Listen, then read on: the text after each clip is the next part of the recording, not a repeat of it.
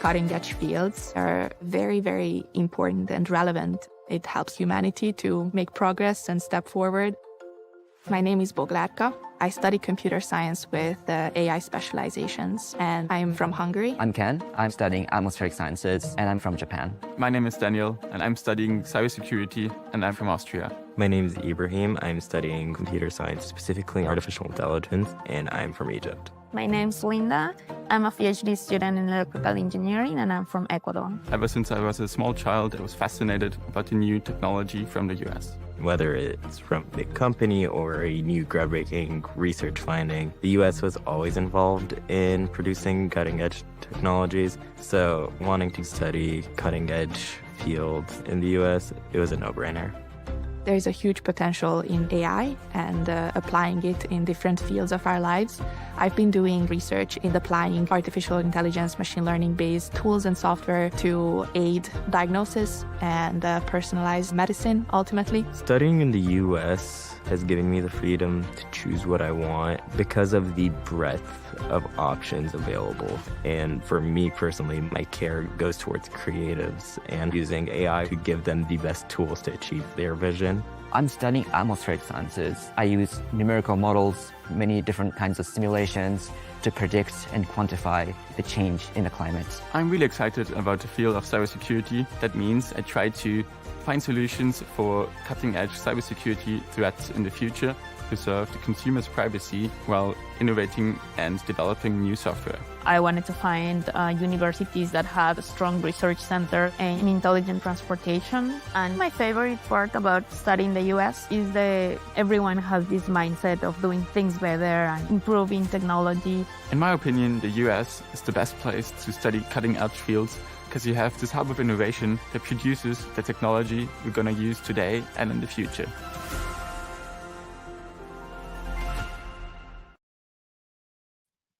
Hello, everyone, and welcome to our today's session. Thank you so much for being today with us. We are here with another interesting webinar. And first of all, I would like to introduce myself. My name is Alina Yakubova. I am an Education USA advisor, and here is Education USA Virtual with you. So we are here to provide you monthly webinars about useful topics that you can implement for your research and for your applications for studies in the US. And this month, we have dedicated specifically to the research process, to the application process for studies in the US. You can see our agenda on our website. You can see more information on our social media page. So please feel free to address us questions or concerns in case if you have them. But today specifically, we're going to talk about the AP exam, the Advanced Placement exam, and the BigFuture app. And we have Matthew, a speaker that we've had for our last webinar about SAT. And Matthew is from College Board. So Matthew, I'll give you the floor. You can introduce yourself once again. We'll have one more interesting webinar with Matthew for this week about CSS profile. So I'm also very excited about that one. But today, as I've said, we're going to concentrate on another topic about Advanced Placement exam and BigFuture app. So guys, enjoy that. Address questions during this webinar. At the end, we're going to respond them. We'll also allow time to respond those questions that we've got when you pre-registered for this event. So I really hope it's going to be really interesting. Okay, Matthew, thank you so much for being with us today. I'm giving you the floor. Thanks, Alina. I'm happy to be back. The reason why I'm back and why I'm keeping on these webinars is that College Board does a lot of different things and a lot of things that are important for American higher education. So that's why you see a lot of me. But let me start a little bit, just again, talking about who College Board is. We're a nonprofit organization based originally in the United States, but increasingly becoming an international organization that has thousands and thousands of schools that are part of it and millions of students like you who are also involved. So we get a lot of feedback from our members, and we're always working to make more opportunities for students like you around the world. And I said that we're becoming a more international organization. That's definitely true. You can now take the SAT in over 2,000 test centers in 178 different countries and territories. So almost anywhere that you are in the world, you can go and take a test. You can go and take an SAT test. And as well, AP exams, which are the final step of taking an AP course, which is another one of the big things that we do at College Board. And students were able to do that in 138 countries and territories around the world this last year. So we are in many places doing many things, and all of them are really, really important for higher education opportunities. Oops, sorry. This is me. I'm Matthew Chovanec, and I work for Southwest Asia and North Africa at the College Board. So that includes parts of Eastern Europe and even Eurasia. So that's why I'm here today, sharing information with you guys. And today we're going to talk about AP courses, but I want to just kind of give us a big idea about where this all comes into. I'm sure Alina and everyone else at Education USA is helping you understand all of the pieces that are on this diagram, but the ones that I want to highlight are the green one and the red one. So when you apply to a college in the United States, you need to show the university a lot of different things. Who you are, what school you went to, which classes you took. These are all these different aspects. And you even need to write essays about who you are and maybe even get a little bit personal about what's important to you, what are your values, what has it been like living in your shoes your entire life. But there are two aspects of this that are very, very important. In the red is the standardized test. So this is the SAT test that you'll take. I spoke about it just a couple weeks at another webinar put together by Education USA. And that's basically a way for a university to see that the grades you got in school are the same as the grades anywhere else. So sort of a universal way of comparing your performance in high school to everyone else around the world using one standard test, and that's the SAT. But not only do you need to have done well in school, if you want to go to a competitive university in the United States, you also need to show above and beyond that you did extra work and that you are one of the smartest students and that you have taken every opportunity to challenge yourself. And that's where advanced coursework comes in, like the AP program. AP program is a series of courses that you can take in high school that are at the college level. And if you pass the exam at the end of the course, you can actually not only use it to get into college, but you can use it to get out of certain classes that you may have had to take in your first year or your foundation year. So it's not only important to be competitive as a student, but it's also important to set you up for success once you get to college. So that's why we're going to talk about this a little bit today. So what is the AP program? AP is a series of 40 different university level courses that students can take in high school. And they are basically a full year course. Oftentimes you'll actually take it in your school. Your school will offer an AP course alongside the other subjects that it teaches. So for example, you could either take regular English in the 11th grade, or you could take AP English Language and Composition, which is kind of like an honors class or an extra level of difficulty class that would be during the school day. After you take that course for the entire year, in May, you would sit down and take a test for about 3 hours that basically tests your knowledge in everything that you had learned that year. And we score those tests from all around the world. We bring them together and grade them in one place over the summer. And so everyone who takes an AP course everywhere around the world also receives a same standardized score. So whether your school was more difficult or more easy, none of that matters. What matters is the universal score that you're going to get on a score of 1 to 5 at the end of the year. And if you get a 3 or a 4 or a 5, that is what we consider to be a qualifying score, which means many universities will accept that as you having passed the college course. These courses really help students on applications worldwide. If you're thinking about applying to a prestigious or a selective college in the United States, you should definitely have advanced coursework, whether it's the AP program or the IB or something from the British curriculum. It's really important that you show that you've gone above and beyond. And the reason why is because students from all over the world are going to be doing the same thing.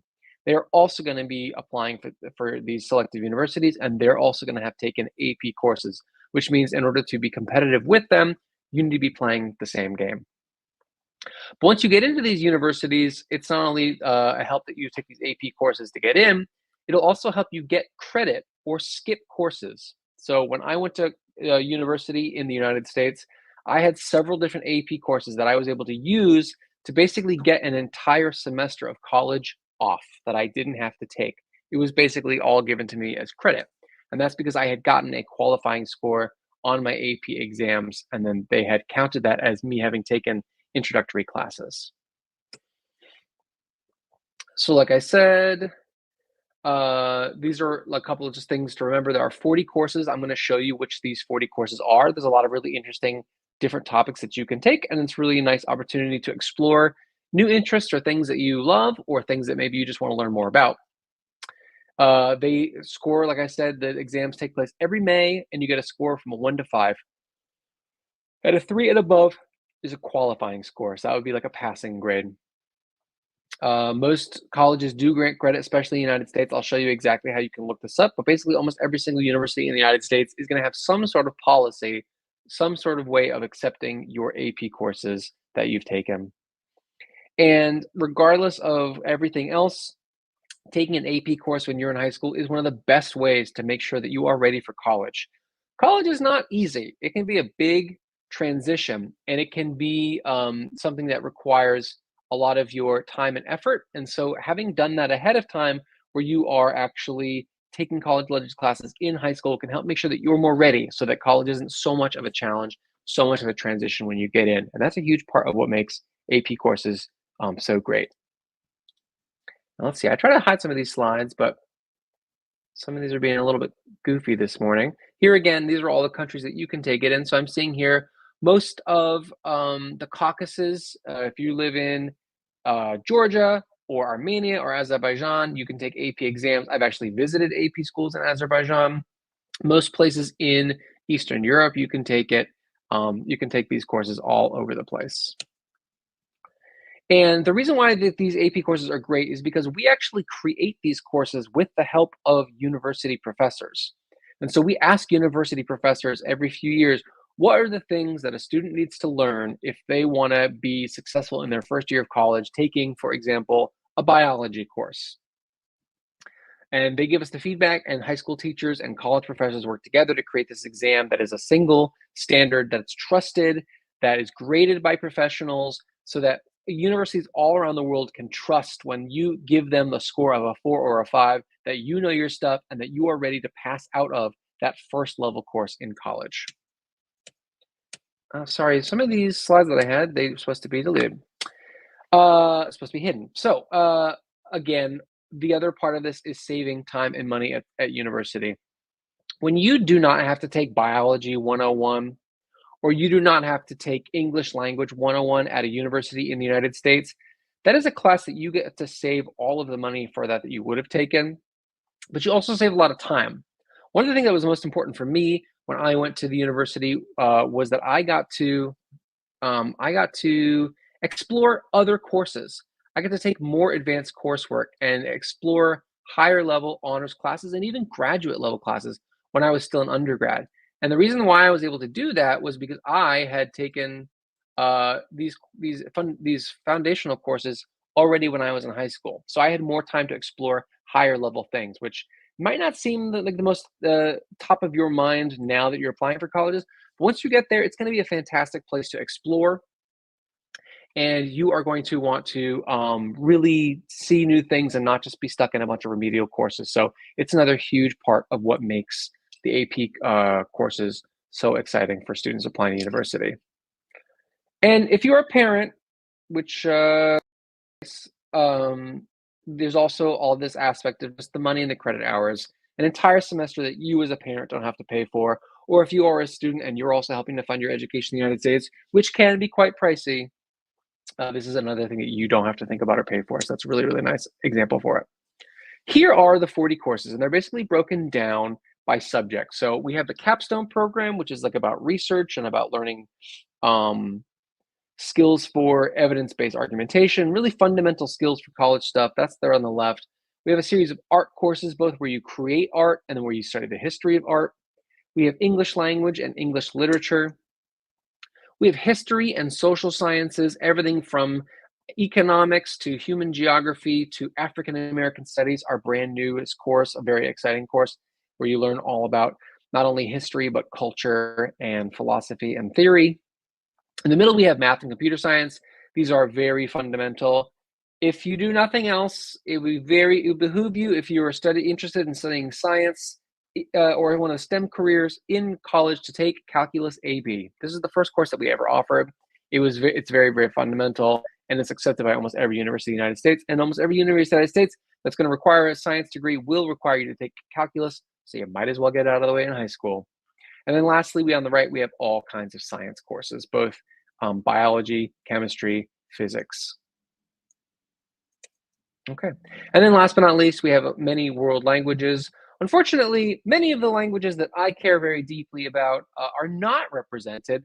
Languages that are very popular, for example, Portuguese, Russian, Arabic, not available. I think that's sad, and I think that speaks a lot to the fact that Americans are not very good at foreign languages, but we do have Chinese, French, Spanish, and Japanese.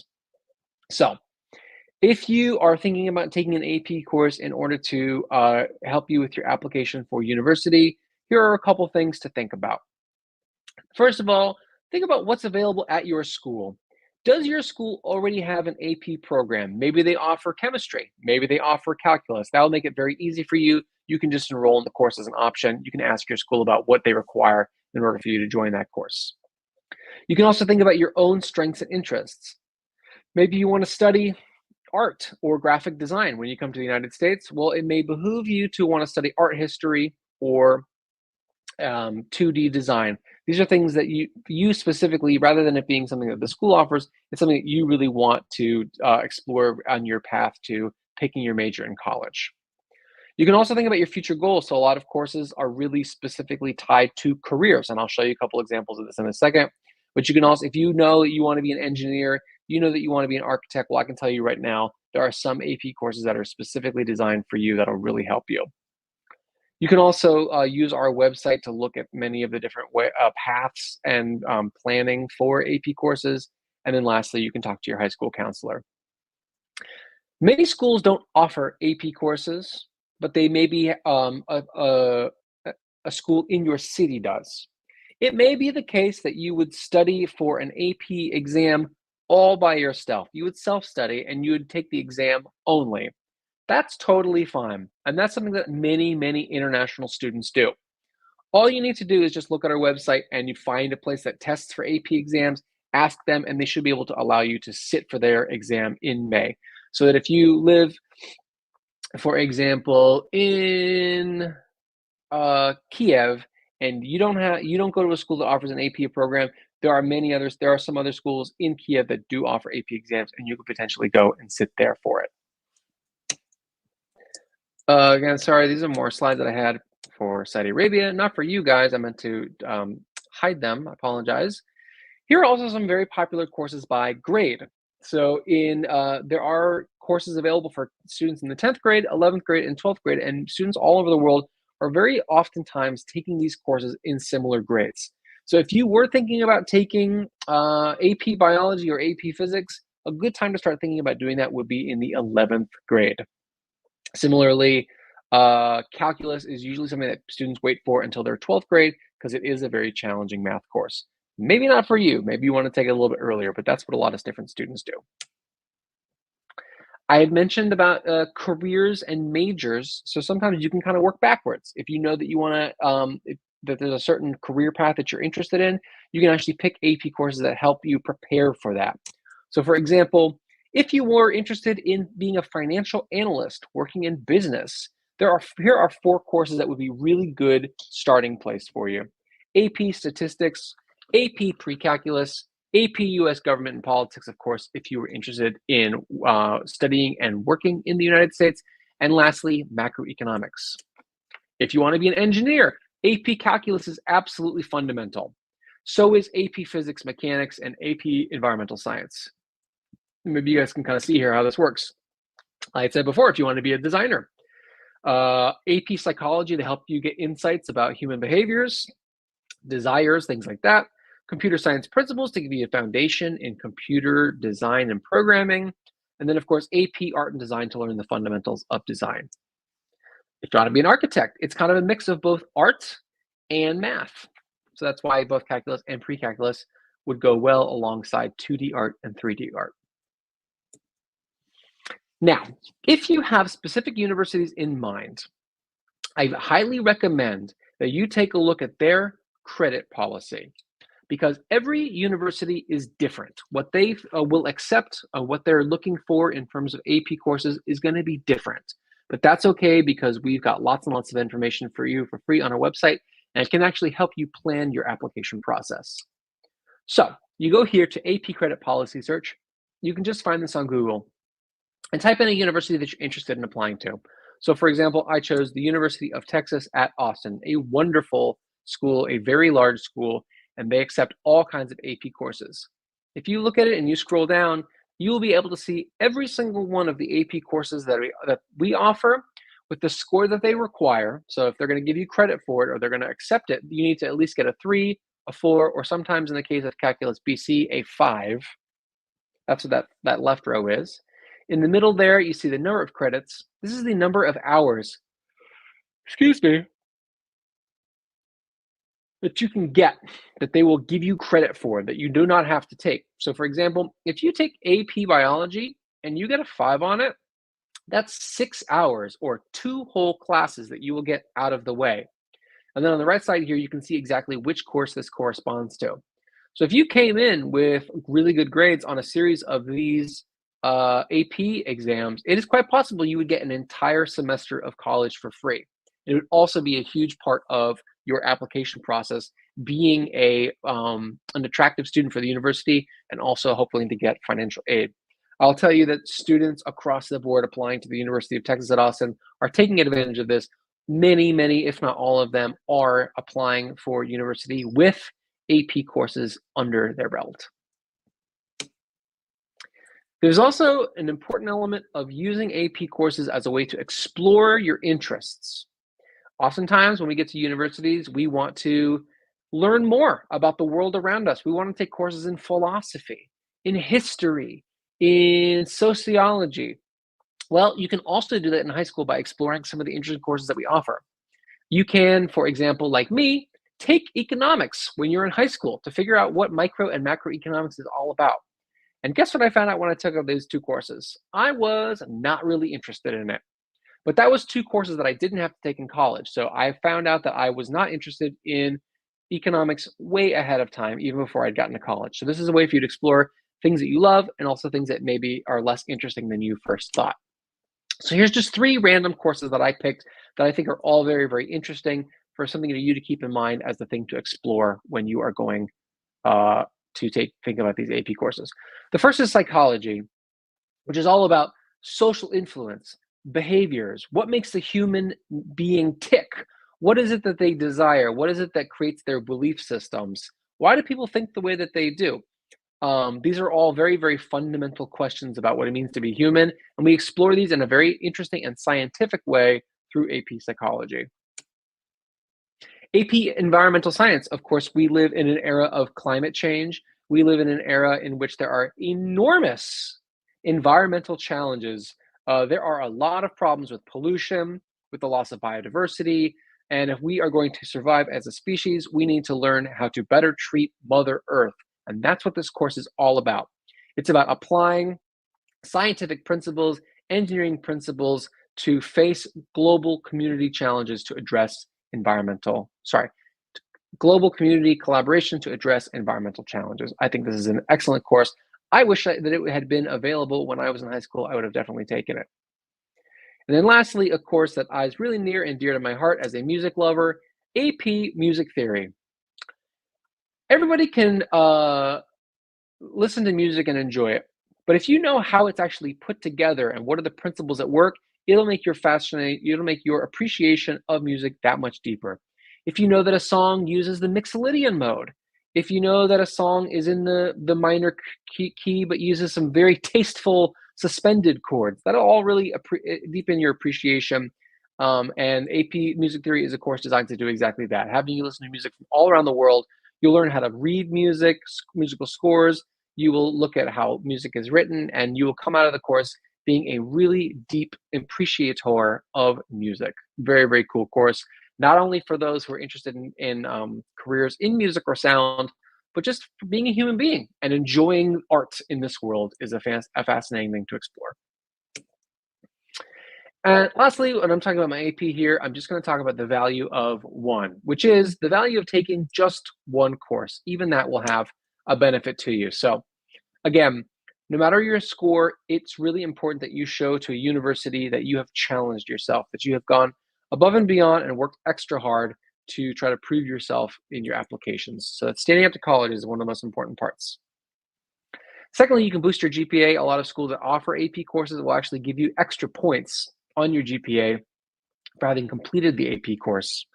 And also you will graduate on time. So when you are in college, you are going to do better. Our research shows that students who take AP courses are more successful in college, get better grades, and so have a more easier time getting through college, and oftentimes will graduate sooner and will graduate on time. We'll graduate at all. So that's a hugely important part. Not only do you want to go to college, you want to finish college.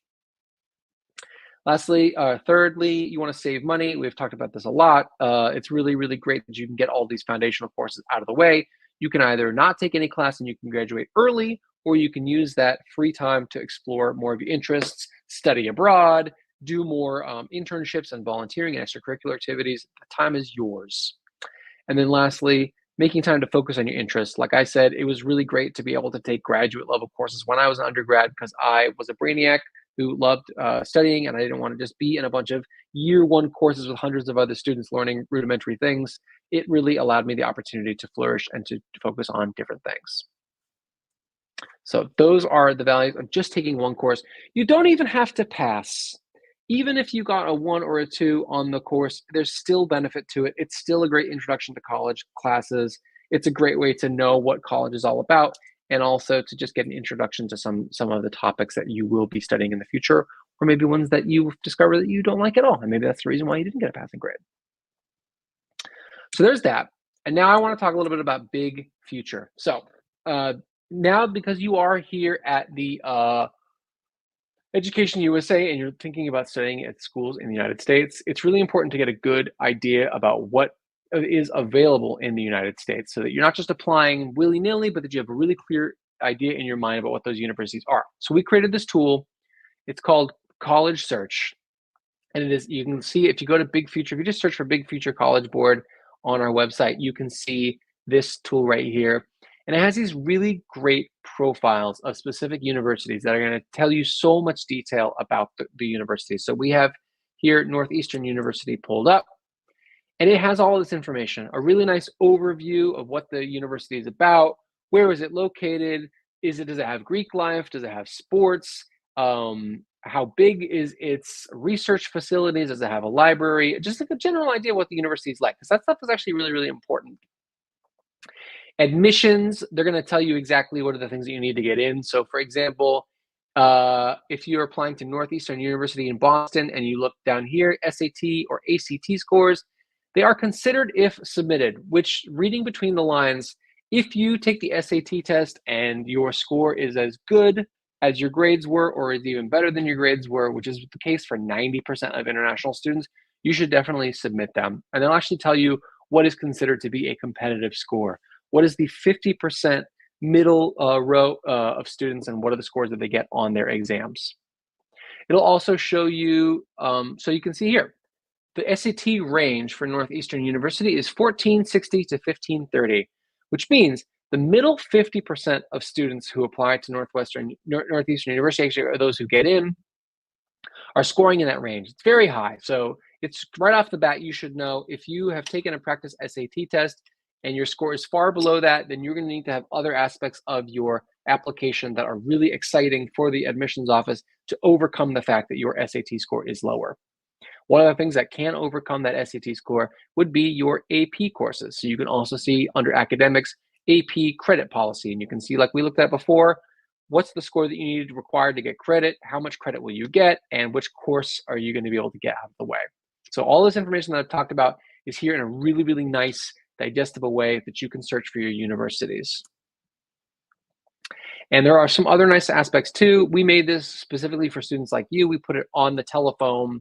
So there is a really nice college search function, 2,400 different colleges, and 1,600 two-year and certificate programs. If you want to study, if you want to search for universities in the United States, this is a fantastic place to start. It's really nice and really easy to use on your phone.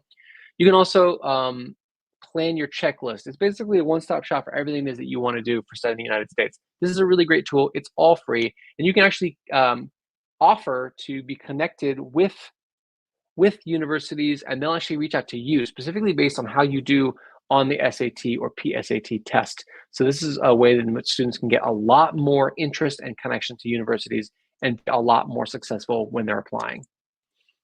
And with that, I'm happy to show you guys exactly what it looks like, but these are all the slides that I have, and I want to make sure that we have plenty of time to answer questions. So I will stop my presentation there. Thank you so much, Matthew. I think everything looked really, really nice and interesting. I also have some questions from me, but I think we also got some of them from our audience that we have now. Okay, so we will start with those questions that we received before the start of this webinar for the students that have pre-registered, and then we'll allow time to answer the questions that we've got live. Okay.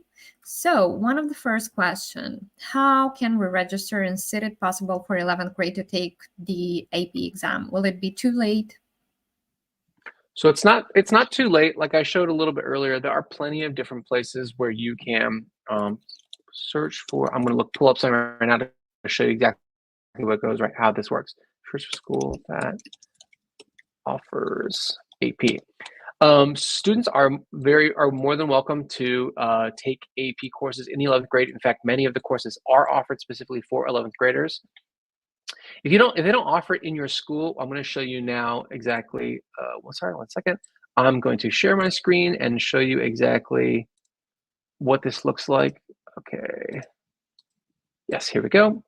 So if you just go to Google and you say search for school that offers AP, we have a whole website that will show you all of the schools in your region that do offer these courses and where you can sign up. And you can search by location too. So let's say, for example, we are in Georgia, and we want to look for university or for schools locally that will accept you in order to take AP exams. So in the country of Georgia, you can see here there are 4 different schools. It looks like 2 of them or 3 of them are in Tbilisi, and then 1 of them is in Kutaisi. So you could reach out to this school and say, hey, I want to take calculus AB. Could I please come and sit and take the exam with you? If you wanted to take it in the 11th grade, that would be totally fine. It's kind of up to you when you want to take it. We have recommendations of when students should be taking these AP courses, but you'll know the best. And there's places when you get a understanding of what's on the course and you maybe take a practice quiz or something like that, you'll get a sense if you are ready to actually take it in the 11th grade. Okay, thank you, Matthew. The next question, if I graduate with high IB score, will AP improve my chances to be admitted and get scholarships? So many students have a lot of questions about IB versus AP program. IB program is a wonderful program that has a series of courses that you have to take. They all kind of work together. It's a whole system that you take together. Maybe you have a concentration and you're hoping to actually graduate with like a DP, like a diploma in the specific subjects that you have with good grades. If you do that and you graduate, you don't really need to have any AP courses. That's not really going to add a lot to your competitiveness. A lot of students do fantastic just taking IB, and you shouldn't have to worry about AP at all.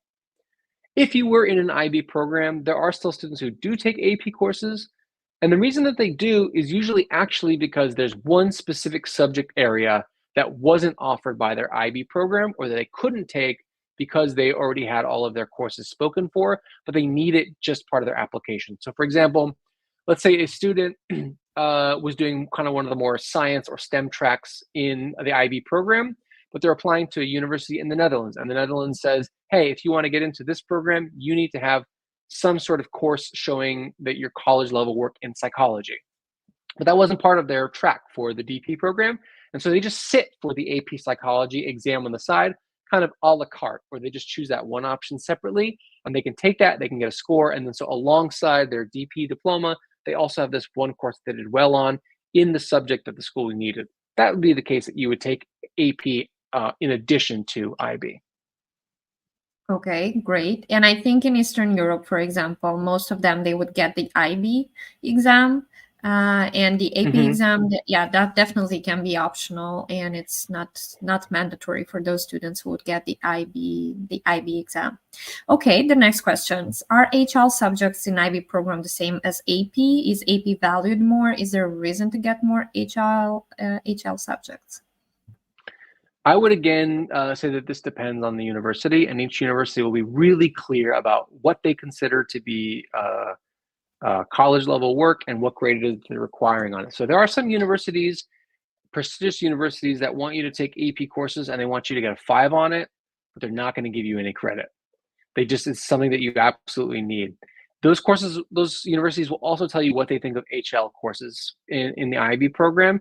Maybe they accept it, maybe they don't. Some universities are different about how they grade IB versus AP. A lot of them are a little bit different. On the whole, they're often seen as kind of complementary. They both work together. But for the specific answer that you want, I would check with the university and see what they're asking for scores for each one of those different programs. Okay, thank you, Matthew. And now we'll focus on the questions that we've got during this live. So the first one is, the courses also teach us about writing essays, reading skills, or they are just only for science? Great. Nazreen, I really like this question, and I will say that we have lots of courses that are specifically for learning those skills, like presenting on a topic in front of an audience, writing skills so that you're writing complex argumentative essays that are evidence-based, writing really, really detailed research papers. We have STEM, science and math on one side, but then we have a whole series of courses that are both social studies, things like history courses or world geography, but then also English language, English literature, and then a series of courses specifically just on learning how to write argumentative essays and do research projects, and that's called seminar and research. And those are 2 courses that you would need to actually take in a school, because the teacher has to actually teach it, because it's not about content, it's more about skills, and that's something that you have to learn both working in a group, but also from a specific teacher. But those are excellent courses specifically for what it is that you're looking for, how to become a great reader, how to become a critical reader, and how to become an effective and argumentative writer as well. Okay, thank you, Matthew. The next question also comes from Nazreen. What do academic range mean? Does it have an effect to university reputation? Academic range. I'm not entirely sure which they're referring to there. Do you know, Alina, maybe what that specifically is referring to, academic range? I think that was specified in presentation, so maybe that's why Nazreen is also a bit confused. So you know what? It's probably from this slide. I'm going to pull it up. Give me 1 second. I think I know actually what they're referring to. Dun, dun, dun. Where did it go? Sorry, 1 second. Sure, no problem. I think that depends on the context. So if you use that in presentation, that would definitely make more sense to the person to understand what is that about. Academic range. So yeah, so academic range is like, have you taken courses in a lot of different topics, I would think. Are you strong in both the math and sciences as well as in the English and things like that? It really depends, but sometimes if you're applying for a specific subject, they'll actually even tell you, like, on your SAT test, if you want to get into the engineering program, you need to get a 750, but the English part, you only need to get like a 500 or a 600. Whereas some schools where you're applying as a student overall, you need to be excellent all around. And to be honest, most universities in the United States, especially competitive ones, want students who are good at everything and who do have academic range and who have excelled in a number of different topics. That being said, everything that you do, you should do well, but you can also not try to be the best at everything. And you can really, especially with AP program, specialize in those subjects that you're strong at. So when I was applying for university, it was no surprise that math and science was not my strong suit. But that's okay, because I was a pretty good student, nothing actually problematic. But where I really did well at and where I really excelled and was able to really put the best part of my application forward was on like languages and on literature. And I really emphasized that in my application, and that's something that you may want to do as well. So be good at everything, but when you really excel stuff, make sure that you're concentrating and focusing, and making it clear to the university that you have a specific goal in mind of what it is that you want to study, and that you're not just coming to university with no plan or no interest. I think that's also a part of the holistic admission principle that the universities are also using. So yeah, they are analyzing your application as a whole, not only parts. So yeah, thank you, Matthew. The next question is from Elena. Can I submit an AP drawing exam using coordinator's code without taking accredited course with teachers and an international student? You can. There may be a good reason for you wanting to do that, but usually I really do recommend that a student take, if at all possible, the AP drawing course with an art teacher in a school. The teacher's really going to help you focus, give you feedback, things like that. Sometimes students will not be based at a school, but they will work with an outside workshop, or they'll work with an art teacher who, maybe works as like a tutor. And that can actually be really problematic. And we've actually had this happen in the case that students from different schools had worked with the same tutor or the same kind of artist, and we actually canceled their scores because for us it seemed as though the students were plagiarizing, because we could see the influence of that one teacher on several different students. So if you are going to do things alone, you are going to be at a disadvantage because you won't have feedback. But I would also not recommend that you work with an outside tutor, because that could also really affect your score. So it can be a little bit tricky. And if at all possible, I would, Elena, try my best to find someone who would actually be your teacher in a school for drawing. Thank you. And then the next and the last one question, also from Nazrin. Is AP exam like a practice test where we can apply to university with its results? So you can apply for its results. This is definitely a serious course, a serious test that you're taking that gives you an actual score. That score is really important because it's what a university is using, not only to see how good you are as a student, but to actually give you credit for courses that you would place out of. And so it's really important that score be serious and valid. And so we take it really seriously. We put a lot of work into it. It is exactly like basically taking the final exam in a university course. So you would sign up for it, you would take this exam at the end of the year, and then your score would be a real deal score that you would share with universities. And so it wouldn't just be a practice, it would be something that would be very, very serious. Okay, great. Thank you, Matthew.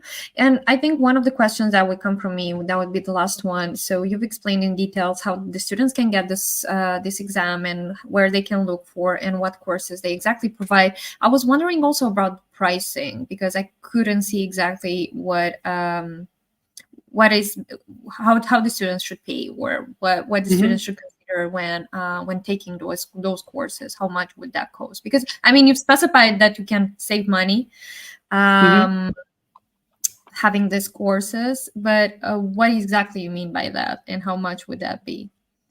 So you have to basically, whoever it is,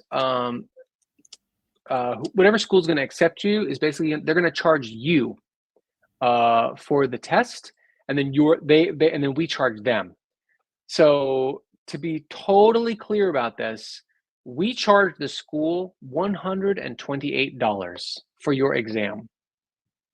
But the school might charge you something else, because they might be charging extra money for having a teacher be there on the day that you're taking the test. You may be enrolled in the course, and so they're having a teacher teach it all year long. There's extra courses. So it's probably not going to be $128 for you as a student. It may be a little bit more. Exactly how much more, I'm not really sure. But in no case, almost anywhere in the world, would a AP exam that you took and that you passed be more expensive than the course that you would have had to take in university. So sometimes a university course can be $2,000, or it can be $10,000 for an international course. If you think about some universities in the United States, they can be $80,000 a year. So you divide that by 10 courses, that's, $8,000 per course. Did I do that right? I'm terrible at math. Yes, $8,000 per course.